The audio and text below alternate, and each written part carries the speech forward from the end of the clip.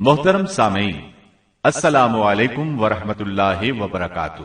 اب ہم آتے ہیں سیدنا ابراہیم علیہ السلام کے قصے کی طرف، لیکن اس سے پہلے یہ وضاحت کر دیں کہ سیدنا ابراہیم علیہ السلام کے واقعے کے ساتھ چند دوسرے انبیاء علیہم السلام کے واقعات بھی وابستہ ہیں، مثلا سیدنا لوط علیہ السلام کا واقعہ، اس لیے کہ یہ سیدنا ابراہیم علیہ السلام کے بھتیجے بھی ہیں اور ان کے پیروکار بھی۔ اسی طرح آپ کے صاحبزادوں سیدنا اسماعیل اور سیدنا اسحاق علیہ السلام کے واقعات ساتھ ساتھ چلتے ہیں۔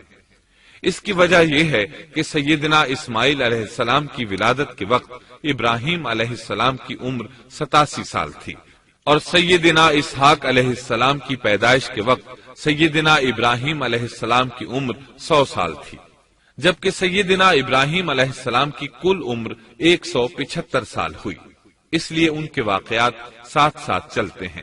ابراہیم علیہ السلام کا قصہ سناتے ہوئے ان حضرات کا ذکر ساتھ ساتھ ضرور آئے گا، تو آئیے شروع کرتے ہیں قصہ ابراہیم علیہ السلام کا۔ صالح علیہ السلام کے بعد اللہ تعالیٰ نے سیدنا ابراہیم علیہ السلام کو مبعوث فرمایا۔ ابراہیم علیہ السلام جد الانبیاء ہیں، عظیم المرتبت اور اولو العزم پیغمبر ہیں۔ آپ کے والد کا نام طارق تھا، جبکہ اس کا لقب آزر تھا۔ آزر مدد کرنے والے کو کہتے ہیں۔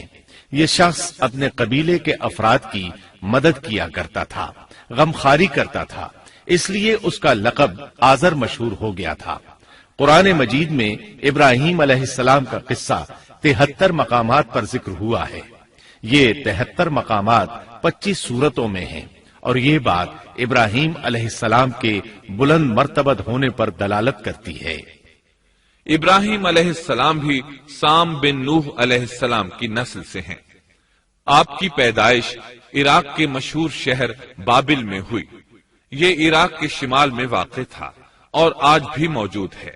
بہت بڑا شہر ہے، اس وقت بھی بڑی آبادی پر مشتمل تھا۔ یہاں بت پرستی عام ہو چکی تھی۔ اللہ تعالی سورۃ العنکبوت آیت 25 میں فرماتے ہیں، ابراہیم نے کہا کہ تم نے جن بتوں کی پرستش اللہ کے سوا کی ہے، انہیں تم نے اپنی آپس کی دنیاوی دوستی کے بنا پر معبود ٹھہرا لیا ہے۔ مطلب یہ کہ وہ لوگ اللہ کی عبادت بتوں کو اللہ کا شریک ٹھہرا کر کرتے تھے۔ ابراہیم علیہ السلام نے اپنے باپ سے اور اپنی قوم سے کہا کہ یہ مورتیاں جن کے تم مجاور بنے بیٹھے ہو کیا ہیں؟ انہوں نے جواب دیا، ہم نے اپنے باپ دادوں کو انہی کی عبادت کرتے پایا ہے۔ اللہ تعالیٰ ان کے بارے میں فرماتے ہیں، اے نبی، انہیں ابراہیم علیہ السلام کا قصہ سنا دو، جبکہ انہوں نے اپنے باپ اور اپنی قوم سے فرمایا، تم کس کی عبادت کرتے ہو؟ کہنے لگے، بتوں کی، ہم تو برابر ان کے مجاور بنے بیٹھے ہیں۔ ابراہیم علیہ السلام نے فرمایا، جب تم انہیں پکارتے ہو تو کیا وہ سنتے بھی ہیں یا تمہیں نفع اور نقصان پہنچا سکتے ہیں؟ انہوں نے کہا، یہ ہم کچھ نہیں جانتے، ہم نے تو اپنے باپ دادوں کو اسی طرح کرتے پایا ہے۔ مطلب یہ کہ یہ بت پرستی انہیں ورثے میں ملی تھی۔ وہ جن معبودوں کی عبادت کرتے تھے، نہ وہ ان کی پکار کو سنتے تھے، نہ ہی ان کے نفع و نقصان پر قادر تھے۔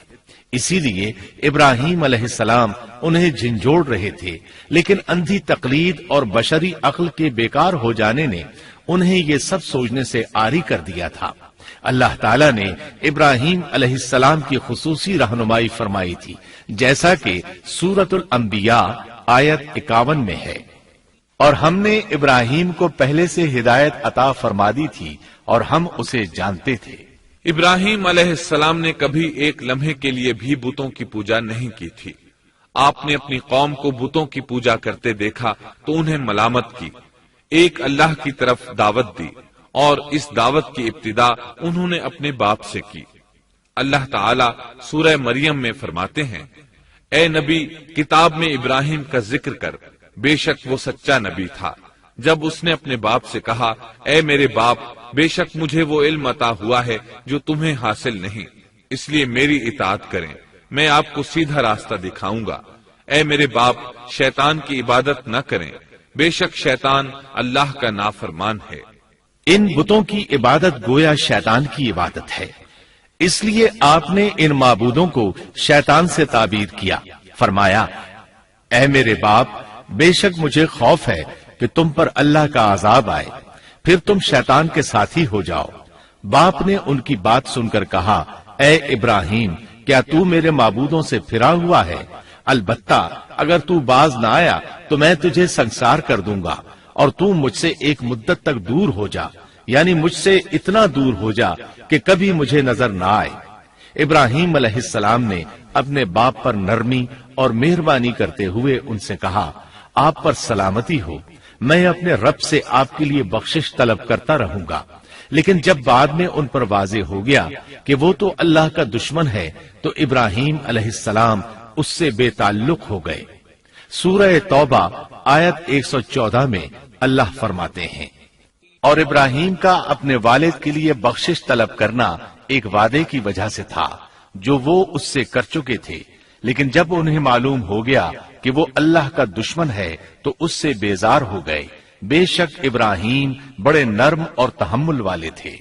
کسی ایماندار کے لیے جائز نہیں کہ وہ کسی کافر کے لیے دعائے مغفرت کرے، بلکہ مومن پر حرام ہے کہ وہ کسی کافر یا عیسائی وغیرہ کے لیے مغفرت طلب کرے یا اس سے یہ کہے کہ اللہ تجھ پر رحم کرے۔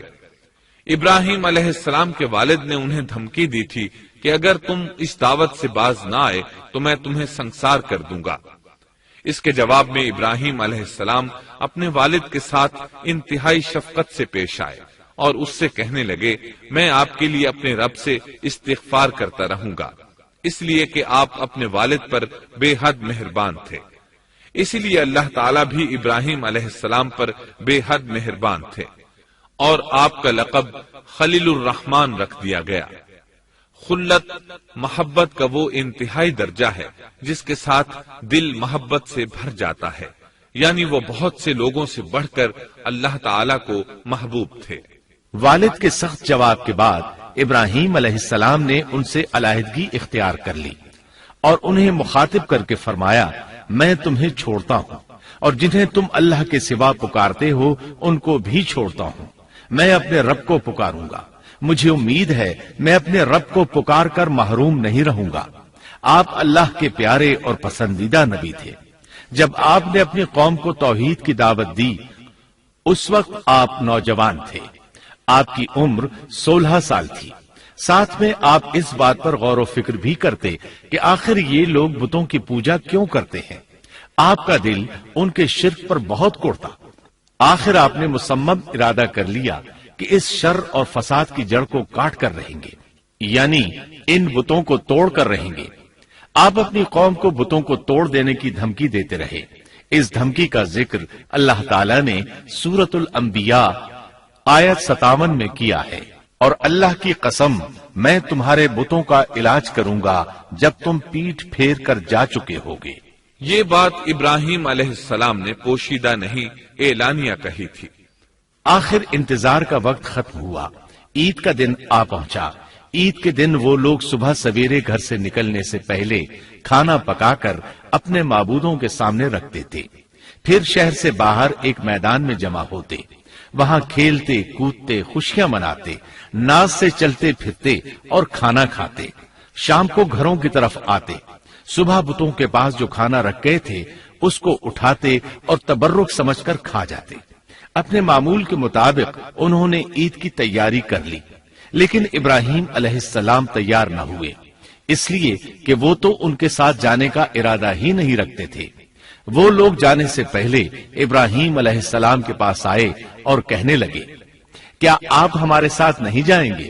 سیدنا ابراہیم علیہ السلام نے آسمان کی طرف نگاہ کی اور فرمایا میں بیمار ہوں۔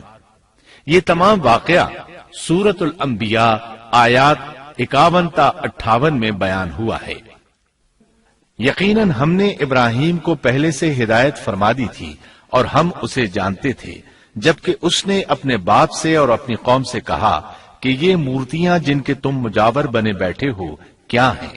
سب نے کہا ہم نے اپنے باپ دادوں کو انہی کی عبادت کرتے پایا ہے۔ آپ نے فرمایا پھر تو تم اور تمہارے باپ دادا سبھی یقیناً کھلی گمراہی میں مبتلا رہے۔ کہنے لگے کیا آپ سچ مچ ہمارے پاس حق لائے ہیں یا یوں ہی مذاق کر رہے ہیں؟ آپ نے فرمایا نہیں نہیں، در حقیقت تم سب کا پروردگار تو وہ ہے جو آسمان و زمین کا مالک ہے، جس نے انہیں پیدا کیا ہے، میں تو ایسی بات کا گواہ اور قائل ہوں، اور اللہ کی قسم میں تمہارے ان معبودوں کا علاج تمہاری غیر موجودگی میں کروں گا۔ پس اس نے ان سب کے ٹکڑے کر دیے، البتہ صرف بڑے بت کو چھوڑ دیا، یہ اس لیے کیا کہ وہ سب اس کی طرف لوٹے۔ ابراہیم علیہ السلام نے لوگوں کے ساتھ عیدگاہ جانے سے انکار کیا اور عذر پیش کیا کہ وہ بیمار ہیں۔ وہ لوگ آپ کو چھوڑ کر چلے گئے۔ بعد میں ابراہیم علیہ السلام ان بتوں کے پاس گئے، دیکھا کہ ان کے سامنے کھانا پڑا ہے۔ چونکہ سب لوگ کھانا لائے تھے اس لیے یہ کھانا بہت زیادہ تھا، لیکن ان جھوٹے معبودوں نے اسے کھانا تو درکنار اس کو چھوا تک نہ تھا۔ ابراہیم علیہ السلام نے انہیں مخاطب کر کے کہا، یہ اتنا کھانا تمہارے سامنے پڑا ہے، تم اس کو کھاتے کیوں نہیں؟ تمہیں کیا ہو گیا کہ بات تک نہیں کرتے؟ پھر پوری قوت سے دائیں ہاتھ سے کلہاڑا مار کر ان کے ٹکڑے ٹکڑے کر دیے، لیکن بڑے بت کو چھوڑ دیا تاکہ سب اسی کی طرف رجوع کریں۔ تمام چھوٹے بتوں کو توڑ کر کلہاڑا اس بڑے بت کے کندھے پر رکھ دیا۔ مشرکین میلے سے لوٹے تو دیکھا ان کے سارے معبود اوندھے منہ ٹوٹے پھوٹے پڑے ہیں، ان کے تمام معبودوں کو توڑ دیا گیا تھا۔ وہ حیران رہ گئے کہ یہ کیسے ہو گیا، کس نے کیا؟ کہنے لگے یہ کام کس ظالم کا ہے، اس نے ہمارے معبودوں کی توہین کی ہے۔ اس وقت جن لوگوں نے ابراہیم علیہ السلام کا وہ کلام سنا تھا انہیں ان کا خیال آ گیا، کہنے لگے وہ نوجوان جس کا نام ابراہیم ہے اسے ہم نے اپنے بتوں کی مذمت کرتے سنا ہے۔ اللہ کی قدرت کہ ابراہیم علیہ السلام کا جو مقصد تھا وہ خود بخود پورا ہو رہا تھا۔ قوم کے لوگ مشورہ کر رہے تھے کہ سب کو جمع کرو اور اسے بلاؤ، پھر اسے سزا دو۔ چنانچہ تمام اہل باطل چھوٹے بڑے جمع ہو گئے، کارروائی شروع ہو گئی۔ کہنے لگے اے ابراہیم، ہمارے معبودوں کے ساتھ یہ لغو حرکت تو نے کی ہے۔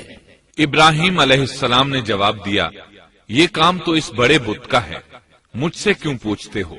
تم اپنے معبودوں سے کیوں نہیں پوچھ لیتے کہ ان کے ٹکڑے کس نے اڑائے ہیں؟ ابراہیم علیہ السلام کا جواب سن کر وہ سب سوچ میں پڑ گئے، پھر کہنے لگے ہم نے بڑی غلطی کی، اپنے معبودوں کے پاس کسی کو حفاظت کے لیے نہیں چھوڑا۔ اس قدر واضح بات محسوس کر کے بھی وہ ظالم ایمان نہ لائے، بلکہ شیطان نے ان کے دلوں میں وسوسہ ڈالا اور انہوں نے غور و فکر کر کے کہا، اے ابراہیم، کیا تمہیں علم نہیں یہ تو بے زبان ہیں، یہ بول نہیں سکتے۔ اب ابراہیم علیہ السلام نے فرمایا، تب پھر تم اللہ کے سوا اس چیز کی عبادت کرتے ہو جو تمہیں کچھ بھی نفع نہ دے سکے اور نہ نقصان پہنچا سکے۔ تعجب ہے تم پر اور ان پر بھی جنہیں تم اللہ کے سوا پکارتے ہو، کیا تم میں بالکل عقل نہیں؟ اس طرح ابراہیم علیہ السلام نے ان پر حقیقت خوب اچھی طرح واضح کر دی۔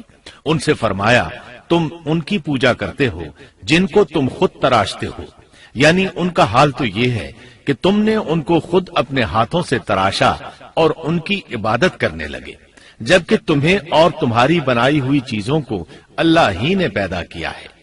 ابراہیم علیہ السلام نے ایک کلہاڑے کی مدد سے ان سب بتوں کو تہس نہس کر دیا تھا۔ یہ اس بات کی واضح ترین نشانی تھی کہ یہ بالکل بے بس ہیں، لیکن اس واضح نشانی کے باوجود وہ اپنے کفر ہی پر ڈٹے رہے اور لگے ابراہیم علیہ السلام کو دھمکیاں دینے۔ کہنے لگے اس کے لیے ایک آتش کدہ بناؤ اور اسے اس دہکتی آگ میں ڈال دو۔ پھر ان لوگوں نے ایک چٹیل میدان کا انتخاب کیا جہاں مٹی نام کی کوئی چیز نہیں تھی۔ اس میدان کو پتھروں کی باڑ کے ساتھ گھیر دیا گیا۔ پھر سب لوگوں کو حکم دیا گیا کہ وہ لکڑیاں جمع کر کے اس گھیری ہوئی جگہ میں رکھیں۔ چنانچہ سب لوگ لکڑیاں جمع کر کے وہاں لانے لگے، یہاں تک کہ عورتوں اور بچوں نے بھی اس کام میں بڑھ چڑھ کر حصہ لیا۔ میدان میں اتنی لکڑیاں جمع ہو گئیں کہ زمین نظر نہیں آتی تھی۔ یہ لکڑیاں زمین پر ایک اونچی دیوار محسوس ہوتی تھیں۔ پھر ان لکڑیوں کو آگ لگائی گئی۔ جب آگ کے شعلے آسمان سے باتیں کرنے لگے تو انہوں نے ابراہیم علیہ السلام کو آگ میں ڈالنے کے لیے ایک جھولا تیار کیا۔ اس میں سیدنا ابراہیم علیہ السلام کو رکھا گیا۔ اس وقت آپ نے یہ دعا پڑھی، حسبنا اللہ ونعم الوکیل، ہمیں اللہ کافی ہے اور وہی بہترین کارساز ہے۔ یہ کلمہ ہر محتاج اور مصیبت زدہ کو پڑھنا چاہیے۔ بخاری میں ہے، رسول اللہ صلی اللہ علیہ وسلم نے فرمایا، حسبنا اللہ و نعم الوکیل ابراہیم علیہ السلام نے اس وقت فرمایا تھا جب انہیں آگ میں پھینکا جانے لگا تھا۔ مطلب یہ کہ ہم اللہ ہی پر بھروسہ کرتے ہیں، اس کے سوا ہمارا کسی پر بھروسہ نہیں۔ بعض روایات میں یہ بھی ہے کہ جب ابراہیم علیہ السلام کو آگ میں ڈالا جانے لگا تو جبریل علیہ السلام آئے اور کہا، اے ابراہیم، کوئی حاجت ہے تو میں حاضر ہوں۔ ابراہیم علیہ السلام نے فرمایا، اگر تم اپنی مرضی سے آئے ہو تو مجھے تمہاری کوئی ضرورت نہیں۔ ایک دوسری روایت میں ہے کہ بارش کے فرشتے نے حاضر ہو کر کہا تھا، اے ابراہیم، مجھے حکم دیجئے میں بارش برسا کر اس آگ کو بجھا دوں۔ لیکن ایسی تمام روایات ضعیف ہیں۔ یوں بھی اللہ کا حکم ان سے پہلے کام کرنے والا تھا۔ اللہ تعالی سورہ انبیاء آیت 69 اور 70 میں فرماتے ہیں، ہم نے کہا، اے آگ ابراہیم پر ٹھنڈی ہو جا اور سلامتی والی ہو جا۔ گو انہوں نے ابراہیم کا برا چاہا لیکن ہم نے انہیں ہی نقصان پانے والا کر دیا۔ چنانچہ جب ابراہیم علیہ السلام کو آگ میں ڈالا گیا تو وہ ٹھنڈی ہو گئی۔ ابن عباس رضی اللہ عنہما فرماتے ہیں، اگر اللہ تعالیٰ آگ سے یہ نہ فرماتے کہ سلامتی والی ٹھنڈی ہو جا تو وہ اس قدر سرد ہو جاتی کہ اس کی ٹھنڈک سے تکلیف محسوس ہوتی۔ گویا آگ بھی اللہ کے حکم کے بغیر نہیں جلا سکتی، چھری اللہ کے حکم کے بغیر نہیں کاٹ سکتی، اس لیے کہ یہ بھی اللہ کی مخلوق ہیں اور ان کی قدرت بھی اللہ کے پاس ہے۔ وہ چاہے تو ان کو قدرت عطا کر دے، چاہے تو قدرت واپس لے لے۔ آگ کو ٹھنڈا ہونے کا حکم ہوا، وہ ٹھنڈی ہو گئی۔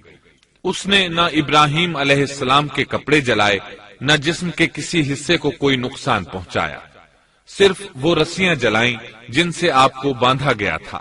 سبحان اللہ۔ لوگ آگ کے گرد اس انتظار میں کھڑے تھے کہ جو ہی انہیں آگ میں پھینکا جائے گا وہ جل کر راکھ ہو جائیں گے، لیکن وہ یہ دیکھ کر حیران رہ گئے کہ ابراہیم علیہ السلام بڑے ناز سے آگ کے درمیان بیٹھے ہیں۔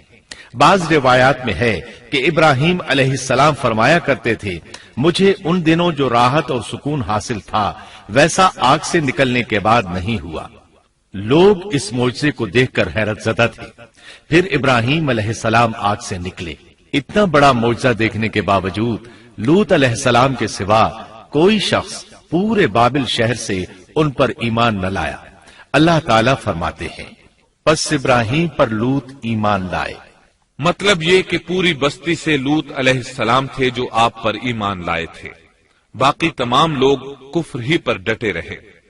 ابراہیم علیہ السلام ان کا رویہ دیکھ کر نا امید ہو گئے کہ اس سے بڑھ کر یہ کون سا معجزہ دیکھنا چاہتے ہیں۔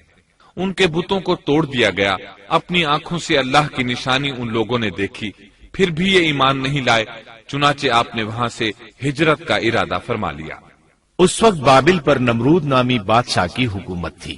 کہا جاتا ہے کہ زمین کے بیشتر حصے پر اسی کی حکمرانی تھی۔ جب اس کے پاس یہ خبریں پہنچیں کہ ابراہیم علیہ السلام کو آگ میں ڈالا گیا لیکن آگ نے انہیں نہیں جلایا تو اس نے ابراہیم علیہ السلام کو اپنے دربار میں پیش کرنے کا حکم دیا۔ ابراہیم علیہ السلام کو وہاں لایا گیا۔ نمرود نے ان سے ان کے رب کے بارے میں سوال کیا۔ اللہ تعالیٰ سورۃ البقرہ آیت 258 میں فرماتے ہیں، کیا تو نے اس شخص کو نہیں دیکھا جس نے ابراہیم سے اس کے رب کے متعلق جھگڑا کیا، اس لیے کہ اللہ نے اسے سلطنت دی تھی۔ ایک روایت میں ہے کہ 4 بادشاہوں نے زمین کے بیشتر حصے پر حکمرانی کی ہے، ان میں سے ایک نمرود ہے۔ نمرود اپنے وقت کا حاکم و بادشاہ تھا۔ ابراہیم علیہ السلام سے جب اس کی اللہ تعالیٰ کے بارے میں بات چیت ہوئی تو ابراہیم علیہ السلام نے کہا، میرا رب وہ ہے جو زندہ کرتا ہے اور مارتا ہے۔ جواب میں اس نے کہا، میں بھی زندہ کرتا ہوں اور مارتا ہوں۔ چنانچہ اس نے حکم دیا کہ جیل سے 2 آدمیوں کو لے آؤ۔ جیل سے 2 ایسے آدمیوں کو لایا گیا جن کے لیے سزائے موت کا فیصلہ ہو چکا تھا۔ اس نے ان میں سے ایک کے قتل کا حکم دیا، دوسرے کو معاف کر دیا۔ اس سے اس نے یہ ثابت کرنا چاہا کہ وہ بھی زندہ کر سکتا ہے اور موت دے سکتا ہے، اور کہنے لگا دیکھ لو میرے حکم سے لوگ مرتے ہیں اور میرے حکم سے انہیں زندگی ملتی ہے۔ اس کی بات سن کر ابراہیم علیہ السلام نے غور کیا کہ اگر وہ اس سے موت و حیات کے باریک فلسفے پر بحث کریں گے تو نمرود کا مقصد پورا ہو جائے گا اور میرا مقصد پورا نہیں ہو پائے گا۔ اس لیے بحث و مباحثے کی بجائے کوئی مضبوط دلیل پیش کر دی جائے تاکہ حق و باطل کے درمیان فرق واضح ہو جائے۔ چنانچہ آپ نے فرمایا بے شک اللہ سورج کو مشرق سے لاتا ہے، تو اس کو مغرب سے لے آ۔ کافر بادشاہ یہ سن کر مبہوت رہ گیا، اس کا سر جھک گیا۔ اللہ تعالیٰ فرماتے ہیں تب وہ کافر حیران رہ گیا اور اللہ نا انصافوں کو سیدھی راہ نہیں دکھاتا۔ ان تمام باتوں کے بعد نمرود کو یہ معلوم کرنے کی ضرورت نہیں رہی کہ ابراہیم علیہ السلام آگ سے کیسے نجات پا گئے، کیونکہ حقیقت اس پر آشکار ہو چکی تھی۔ وہ جان گیا تھا کہ اصل معاملہ کیا ہے۔ چنانچہ اس نے ابراہیم علیہ السلام سے کہا آپ اس ملک سے نکل جائیے، ہم آپ کو یہاں نہیں رہنے دیں گے۔ ابراہیم علیہ السلام نے عراق کو خیر بات کہا اور شام کی طرف ہجرت کر گئے۔ یہاں آ کر وہ حران نامی بستی میں مقیم ہوئے۔ اسی جگہ آپ نے اپنے چچا ہاران کی بیٹی سیدہ سارہ علیہ السلام سے شادی کی۔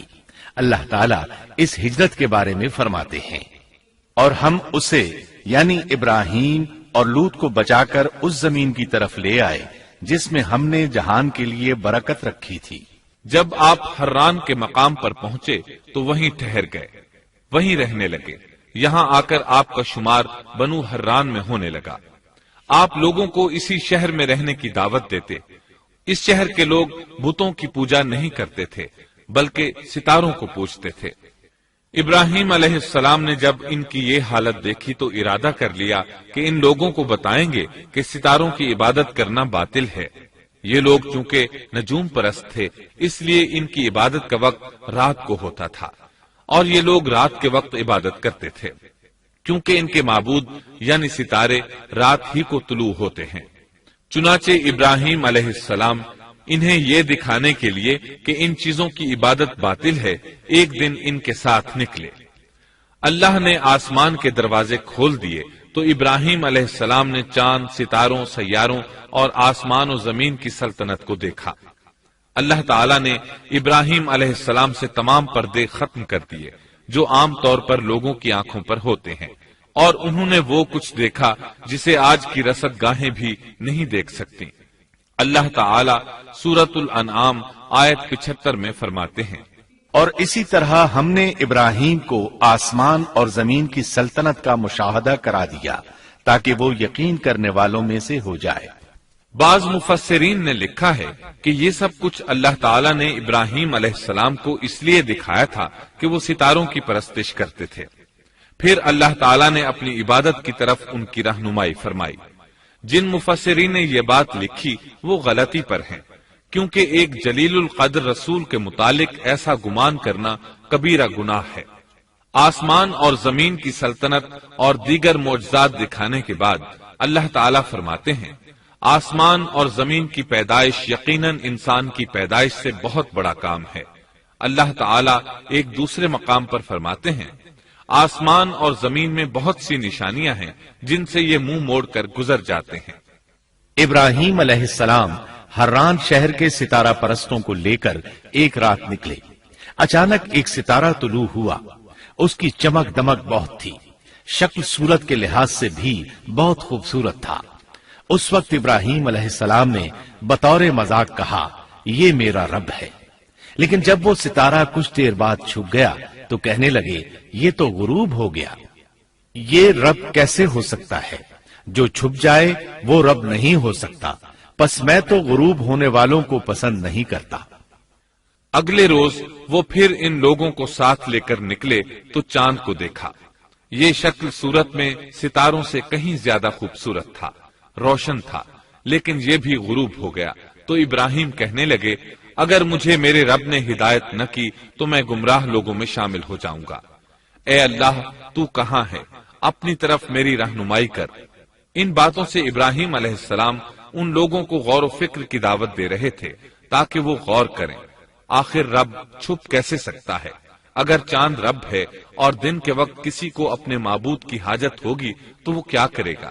لہذا چاند کسی صورت رب نہیں ہو سکتا۔ پھر جب دن چڑھا اور سورج طلوع ہوا تو کہنے لگے یہ میرا رب ہے، یہ تو سب سے بڑا ہے۔ پھر لوگوں کو مخاطب کر کے کہنے لگے تم رات کو چھوٹے چھوٹے ستاروں کی پوجا کرتے ہو، کیوں نہ تم اتنے بڑے ایک ہی رب کی پوجا کر لو۔ لیکن جب وہ بھی غروب ہو گیا تو کہنے لگے یقیناً میں تمہارے شرک سے بیزار ہوں، یہ معبود کیسے ہو سکتے ہیں؟ ان میں تو تبدیلی آتی رہتی ہے، کبھی طلوع ہوتے ہیں کبھی غروب ہوتے ہیں۔ یہ اس بات کی دلیل ہے کہ یہ مخلوق ہیں اور ان کا خالق کوئی اور ہے جس کے حکم کے یہ تابع ہیں۔ جب یہ خود مخلوق ہیں اور کسی اور کے تابع ہیں تو کسی کو نفع نقصان پہنچانے پر کس طرح قادر ہو سکتے ہیں؟ پھر اپنی قوم کو مخاطب کر کے کہنے لگے میں اپنا رخ اس کی طرف کرتا ہوں جس نے آسمانوں کو یکسو ہو کر پیدا کیا، اور میں شرک کرنے والوں میں سے نہیں ہوں۔ اب بھی وہ اپنی بات پر اڑے رہے۔ تب آپ نے فرمایا تم مجھ سے اللہ کے بارے میں جھگڑ رہے ہو، مجھے تو اللہ راہ دکھا چکا ہے اور اس نے مجھے دلیل عطا فرمائی ہے۔ میں یقیناً جانتا ہوں کہ تمہارے تمام معبود بے بس اور بے طاقت ہیں۔ جاؤ تم سے اور تمہارے ان معبودوں سے جو ہو سکے کر لو، میرے رب کی مرضی کے بغیر کچھ بھی نہیں ہو سکتا۔ میرے رب نے ہر چیز کے علم کو اپنے گھیرے میں لے رکھا ہے، کیا پھر بھی تم نصیحت حاصل نہیں کرو گے؟ اور میں تمہارے معبودوں سے خوف کیوں کھاؤں؟ تم اللہ سے نہیں ڈرتے؟ ان کو اللہ کا شریک ٹھہرا رہے ہو، اللہ نے اس کی کوئی دلیل نازل نہیں کی۔ اگر تم میں صحیح علم ہے تو تم ہی بتلا دو کہ ہم دونوں جماعتوں میں سے امن کا زیادہ حقدار کون ہے؟ امن انہی کے لیے ہے جو ایمان لانے کے بعد دین کو شرک سے خلط ملط نہیں کرتے۔ حقیقت میں ہدایت یافتہ وہی لوگ ہیں۔ یہی ہمارے وہ دلائل تھے جو ہم نے ابراہیم علیہ السلام کو ان کی قوم کے مقابلے میں عطا کیے تھے، اور ہم جسے چاہیں مرتبے میں بڑھا دیں۔ بے شک تیرا رب بڑی حکمت والا ہے۔ ان لوگوں نے پھر بھی کفر ہی کیا، کوئی بھی ایمان نہ لایا۔ چنانچہ ابراہیم علیہ السلام نے ایک بار پھر ہجرت کی اور مصر جا پہنچے۔ مصر کے بادشاہ کو خبر ملی کہ ایک شخص ہجرت کر کے آیا ہے اور اس کے ساتھ ایک عورت ہے، وہ بہت زیادہ حسین و جمیل ہے۔ چنانچہ اس ظالم نے اپنے کارندوں کو بھیجا کہ اس عورت کو میرے پاس لے آؤ، ساتھ ہی اس سے پوچھنا کہ تمہارے ساتھ جو آدمی ہے وہ کون ہے، اگر وہ اس کا خاوند ہو تو اسے قتل کر دینا۔ ادھر بادشاہ نے اپنے کارندوں کو حکم دیا، ادھر اللہ نے ابراہیم علیہ السلام کی طرف وحی بھیج دی۔ انہوں نے سارا علیہ السلام سے کہا اگر وہ تجھ سے میرے بارے میں پوچھیں تو بتا دینا تم میری بہن ہو۔ پھر سارا سے بولے اے سارا، روئے زمین پر میرے اور تیرے سوا کوئی مومن نہیں، یعنی یہ کافروں کی سرزمین ہے، یہاں کوئی مومن نہیں، اس لحاظ سے تم میری دینی بہن ہو۔ پھر بادشاہ نے ابراہیم علیہ السلام کو پیش کرنے کا حکم دیا۔ اس نے آپ سے پوچھا یہ عورت کون ہے؟ آپ نے فرمایا یہ میری بہن ہے۔ اس طرح ابراہیم علیہ السلام کی زندگی میں 3 موقع ایسے آئے کہ انہوں نے اللہ کے دین کی حمایت اور مدافعت کے لیے توریہ کیا۔ توریہ کا مطلب یہ ہے کہ واقعہ کچھ اور ہو لیکن کوئی شخص کسی خاص مصلحت کی وجہ سے اسے 2 معانی والے الفاظ کے ساتھ اس انداز میں بیان کرے کہ سننے والا اس واقعہ کو نہ سمجھ سکے بلکہ اس کا ذہن خلاف واقعہ چیز کی طرف منتقل ہو جائے۔ شریعت نے بعض مخصوص حالات میں اس کی اجازت دی ہے۔ وہ 3 مواقع جہاں ابراہیم علیہ السلام نے توریہ فرمایا ان کی وضاحت کچھ اس طرح ہے۔ ایک یہ کہ آپ نے میلے پر نہ جانے کی غرض سے ان لوگوں سے کہا تھا کہ میں بیمار ہوں۔ دوسرے موقع پر یہ فرمایا تھا یہ کام اس بڑے سردار بت کا ہے۔ تیسرے سارا علیہ السلام کو دینی بہن قرار دیا۔ اس ظالم بادشاہ نے سارا علیہ السلام کو اپنی تحویل میں لے لیا۔ جب سارا علیہ السلام کو معلوم ہوا کہ وہ ایک بدکار شخص ہے تو انہوں نے اللہ تعالیٰ سے دعا کی، اے اللہ، تجھے معلوم ہے میں تجھ پر اور تیرے نبی پر ایمان لائی ہوں اور اپنے جسم کو اپنے خاوند کے سوا ہر ایک سے محفوظ رکھا ہے، لہذا آپ اس کافر کو مجھ پر مسلط نہ کیجیے گا۔ چنانچہ اس کافر بادشاہ نے جب سیدہ سارہ کو پکڑنے کے لیے اپنا ہاتھ بڑھایا تو اس کا ہاتھ شل ہو گیا اور اپنی جگہ پر جم گیا۔ وہ لگا چیخ پکار کرنے، اس میں اتنی طاقت نہ رہی کہ اپنے ہاتھ کو حرکت دے سکے۔ اس کی آواز سن کر اس کے محافظ بھاگے ہوئے آئے، انہوں نے اس کے ہاتھ کو چھڑانا چاہا لیکن چھڑا نہ سکے۔ اس کی یہ حالت دیکھ کر سیدہ سارہ خوف زدہ ہو گئیں۔ انہوں نے سوچا اگر یہ مر گیا تو لوگ کہیں گے اسے میں نے قتل کیا ہے، چنانچہ انہوں نے اللہ سے دعا کی کہ اسے چھوڑ دیا جائے۔ اللہ تعالیٰ نے آپ کی دعا قبول کر لی، اس کا ہاتھ ٹھیک ہو گیا، لیکن وہ ظالم پھر بھی نہ ڈرا۔ اس نے ایک بار پھر آپ کی طرف ہاتھ بڑھایا، اس کا ہاتھ پھر شل ہو گیا۔ سیدہ سارہ نے پھر دعا کی، وہ دوبارہ ٹھیک ہو گیا، وہ پھر بھی باز نہ آیا۔ تیسری بار پھر اس نے ان کی طرف ہاتھ بڑھایا، اس بار بھی اس کا ہاتھ شل ہو گیا۔ اب وہ سیدہ سارہ علیہ السلام سے کہنے لگا، اب کی بار اگر تو مجھے اس مصیبت سے نجات دلائے گی تو میں تجھے چھوڑ دوں گا اور کبھی تیرے آڑے نہیں آؤں گا۔ چنانچہ سیدہ سارہ علیہ السلام نے اللہ تعالی سے دعا کی، وہ ٹھیک ہو گیا۔ تب اس نے اپنے کارندوں کو آواز دی اور ان سے بولا، تم میرے پاس کسی انسان کو نہیں بلکہ سرکش جن کو لائے ہو۔ پھر اس نے انہیں رہا کر دیا، عزت و اکرام سے رخصت کیا اور ان کی خدمت کے لیے اپنی بیٹی ہاجرہ کو ساتھ کر دیا۔ سارہ علیہ السلام واپس لوٹی تو دیکھا کہ ابراہیم علیہ السلام نماز پڑھ رہے ہیں۔ نماز کے بعد انہوں نے پوچھا، سارہ، اس نے تمہارے ساتھ کیا سلوک کیا؟ سیدہ سارہ علیہ السلام نے سارا واقعہ سنا دیا۔ سن کر آپ نے فرمایا، الحمدللہ۔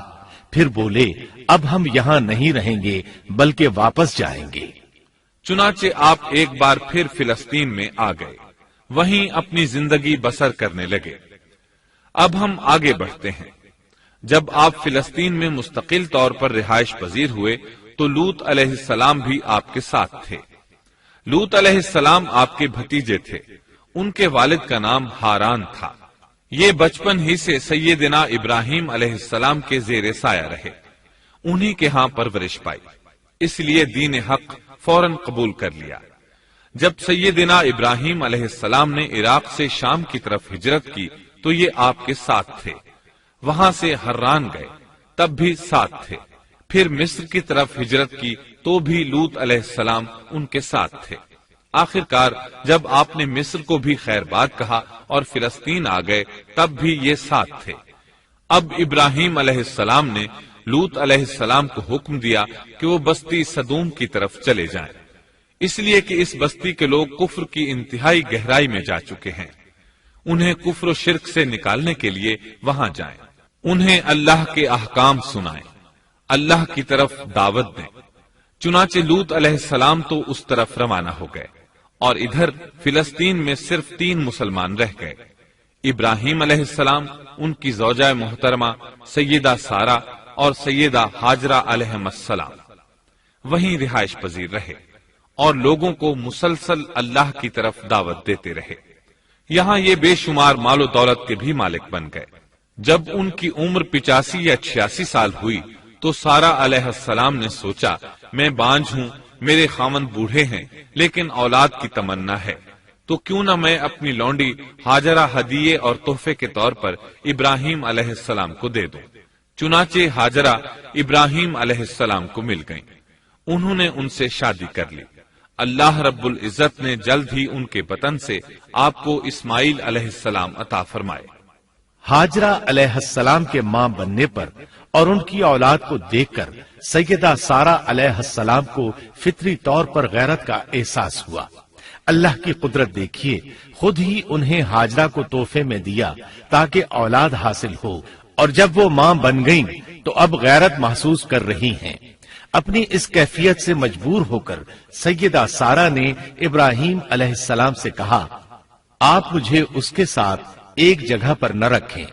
مورخین اور سیرت نگار لکھتے ہیں کہ ہاجرہ علیہ السلام ایک نطاق پہنا کرتی تھی، یعنی وہ جسم کے درمیان ایک لمبا کپڑا لٹکا لیتی تھیں تاکہ وہ کپڑا گھسٹ گھسٹ کر قدموں کے نشانات مٹا دے اور سارا کو نظر نہ آئے، کیونکہ سارا غیرت کی حد کو پہنچ چکی تھی۔ ابراہیم علیہ السلام نے جب سارا علیہ السلام کے اندر غیرت کے آثار دیکھے تو ہاجرہ کو ان کی نگاہوں سے دور کر دیا۔ ادھر اللہ کا حکم بھی نازل ہو گیا کہ اپنی بیوی ہاجرہ اور دودھ پیتے بچے اسماعیل کو ساتھ لے لیں اور مکہ کی طرف رخ کر لیں۔ ابراہیم علیہ السلام مکہ کی طرف روانہ ہوئے، یہاں تک کہ مکہ پہنچ گئے۔ یہ جگہ اس وقت بالکل ویران اور بے آباد تھی، نہ کوئی انسان تھا، نہ پانی، نہ نباتات کے آثار تھے، غرض کوئی چیز نظر نہیں آتی تھی، بس پہاڑوں کے درمیان ایک بے آب و گیاہ میدان تھا۔ یہی وہ مقدس اور تاریخی وادی تھی جہاں ابراہیم علیہ السلام اپنی زوجہ اور لخت جگر کو چھوڑ کر واپس پلٹے۔ سیدہ ہاجرہ علیہ السلام کو بہت حیرت ہوئی، انہیں یہ امید نہیں تھی کہ ان کے خاوند انہیں ایک بے آباد جگہ تنہا چھوڑ کر چل دیں گے، اس پر بچے کی ذمہ داری الگ تھی۔ چنانچہ انہوں نے ابراہیم علیہ السلام کو آواز دی، لیکن انہوں نے مڑ کر بھی نہ دیکھا۔ اب وہ ان کے پیچھے آئیں اور قریب پہنچ کر بولی، اے ابراہیم، ہمیں کہاں چھوڑے جا رہے ہو؟ یہاں نہ پانی، نہ خوراک، نہ کوئی انسان۔ ابراہیم علیہ السلام نے پھر بھی کوئی جواب نہ دیا، کوئی پریشانی بھی ظاہر نہ کی اور چلتے رہے۔ سیدہ ہاجرہ بھی آپ کے پیچھے چلتی رہیں اور پوچھتی رہیں کہ ہمیں کس کے حوالے کر کے جا رہے ہیں؟ یہاں تو کوئی بھی جاندار نہیں، مکمل طور پر بے آباد علاقہ ہے۔ لیکن انہوں نے اب بھی کوئی توجہ نہ دی۔ آخر سیدہ ہاجرہ نے کہا، کیا آپ کو اللہ نے اس کام کا حکم دیا ہے؟ اب آپ نے جواب میں فرمایا، ہاں۔ تب سیدہ ہاجرہ بولی، اگر یہ بات ہے تو اللہ تعالی ہرگز ہمیں ضائع نہیں ہونے دے گا۔ ابراہیم علیہ السلام مکے میں سیدنا اسماعیل علیہ السلام سے ملنے کے لیے آتے رہتے تھے۔ ایک روز آئے تو ان سے کہا، اے میرے بیٹے، اللہ تعالیٰ نے مجھے حکم دیا ہے کہ اس مقام پر اللہ کا گھر تعمیر کرنا۔ اسماعیل علیہ السلام نے فوراً کہا، میں حاضر ہوں۔ اس طرح انہوں نے کھدائی شروع کی۔ ایسے میں انہیں شیس علیہ السلام کی تعمیر کے آثار نظر آئے، انہوں نے اس پر تعمیر شروع کر دی۔ ایک روایت میں یہ بھی ہے کہ انہوں نے فرشتوں والی بنیادوں کے آثار بھی دیکھے۔ نبی کریم صلی اللہ علیہ وسلم کی جوانی کے دنوں میں جب مکے کے قریش نے کعبے کی تعمیر نئے سرے سے کی تو انہوں نے اس کی بنیادوں کو گہرا کرنا چاہا۔ وہ کھدائی کرتے ان سبز پتھروں تک پہنچ گئے جو پہاڑوں کی چوٹیوں کی طرح نظر آ رہے تھے۔ انہوں نے ان پتھروں کو نکالنا چاہا۔ ایک شخص نے کدال کے ذریعے ایک پتھر کو باہر نکالا تو اس کے نیچے سے اتنا نور نکلنے لگا کہ قریب تھا وہ شخص اندھا ہو جاتا۔ پھر پتھر خود بخود نیچے جا گرا اور اپنی جگہ پر جم گیا۔ اس کے بعد لوگوں نے ان پتھروں کو ہاتھ نہ لگایا اور تعمیر شروع کر دی۔ قرآن مجید میں تعمیر کعبہ اور بیت اللہ کا تذکرہ اس طرح آیا ہے، اور جب ہم نے بیت اللہ کے مکان میں ابراہیم کو جگہ دی اور فرمایا کہ میرے ساتھ شرک نہ کرنا اور میرے گھر کو طواف، قیام اور رکوع و سجود کرنے والوں کے لیے پاک رکھنا، اور فرمایا، بے شک لوگوں کے لیے جو پہلا گھر تعمیر کیا گیا ہے وہ مکہ میں ہے، وہ جہان والوں کے لیے برکت اور ہدایت کا ذریعہ ہے، اس میں واضح نشانیاں ہیں، مثلا مقام ابراہیم، تو جو کوئی حرم میں داخل ہوگا وہ امن میں آ جائے گا۔ اور فرمایا، اور یاد کرو اس وقت کو جب ابراہیم کو اس کے پروردگار نے کئی باتوں کے ذریعے آزمایا، وہ ان میں پورے اترے تو اللہ نے فرمایا، میں آپ کو تمام لوگوں کا امام بنا رہا ہوں۔ ابراہیم نے کہا، اے میرے رب، میری اولاد میں سے بھی امام بنائیے۔ جواب میں اللہ نے فرمایا، میرا امامت کا وعدہ ظالم لوگوں کے لیے نہیں ہے۔ اور اس وقت کو یاد کرو جب ہم نے بیت اللہ کو ثواب اور امن کی جگہ بنا دیا اور لوگوں نے مقام ابراہیم کو جائے نماز بنا لیا۔ ہم نے ابراہیم کو حکم دیا کہ میرے گھر کو طواف، اعتکاف، رکوع اور سجود کے لیے پاک رکھو، اور وہ وقت بھی یاد رکھو جب ابراہیم نے دعا کی، اے پروردگار، اس شہر کو امن والا بنا دے اور اس کے مومن بندوں کو پھلوں کا رزق عطا کر، اللہ تعالیٰ نے فرمایا میں کافروں کو بھی تھوڑا فائدہ دوں گا، پھر انہیں آگ کے عذاب کی طرف بے بس کر دوں گا، یہ پہنچنے کی جگہ بری ہے۔ اور وہ وقت یاد کرو جب ابراہیم اور اسماعیل بیت اللہ کی بنیادوں کو بلند کر رہے تھے اور دعا مانگ رہے تھے، اے ہمارے رب ہماری محنت کو قبول فرما، تو دعا کو سننے والا جاننے والا ہے، اور ہمیں اپنا فرما بردار بنا، ہماری اولاد میں سے بھی ایک فرما بردار گروہ بنا، اور ہمیں عبادت کا طریقہ سکھا اور ہم پر رجوع فرما، کیونکہ تو ہی توبہ قبول کرنے اور راہ فرمانے والا ہے۔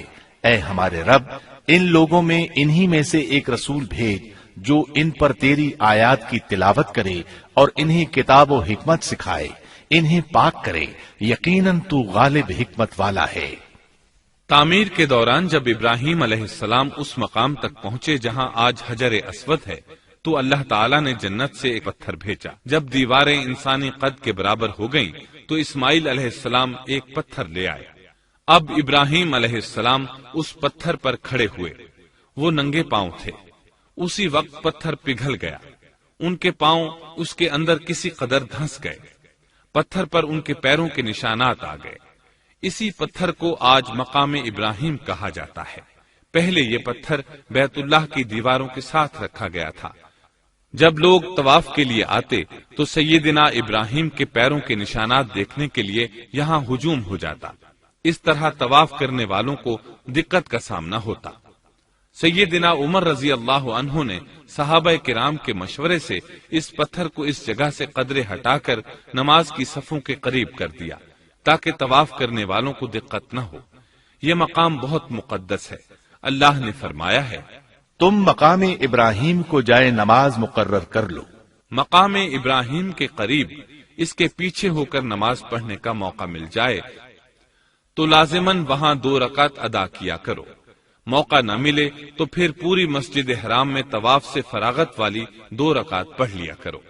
اس طرح کعبہ تعمیر ہوا، تب نیا حکم آیا، لوگوں میں جو استطاعت رکھے اس پر اللہ کے لیے حج بیت اللہ فرض ہے، اور جو شخص جان بوجھ کر اعراض کرے تو اللہ جہانوں سے بے نیاز ہے اور اسے اس کی کوئی پرواہ نہیں۔ ادھر ابراہیم علیہ السلام کو اللہ تعالی کی طرف سے اشارہ ہوا، لوگوں میں حج کا اعلان کر دیں۔ ابراہیم علیہ السلام کہنے لگے، اللہ میری آواز بھلا کس کس تک پہنچے گی؟ جواب آیا، آپ کے ذمے آواز لگانا ہے، پہنچانا ہمارا کام ہے۔ چنانچہ آپ عرفات کے ایک پہاڑ پر چڑھے اور آواز لگائی، لوگوں بیت الحرام کا حج کرو۔ اللہ تعالیٰ نے معجزانہ طور پر یہ آواز تمام انسانوں تک پہنچا دی، خواہ وہ پیدا ہوئے تھے یا نہیں۔ دوسرا معجزہ یہ ہوا کہ اللہ نے بیت اللہ اور اس کے حج کی محبت لوگوں کے دلوں میں ڈال دی۔